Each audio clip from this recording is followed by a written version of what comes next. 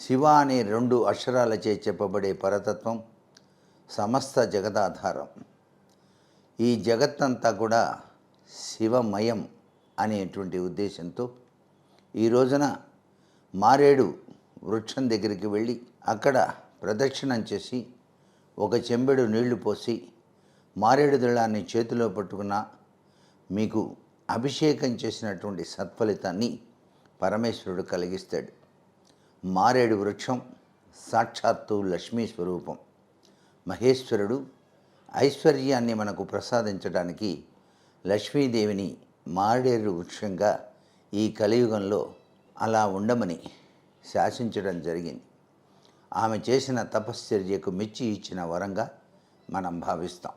అందుచేత ఏ ఇంటి ప్రాంగణంలో బయట మారేడు వృక్షం ఉందో ఆ ఇంటి ప్రాంగణం అంతా కూడాను లక్ష్మీ నిలయంగా మారుతుంది అని కూడా శాస్త్రం.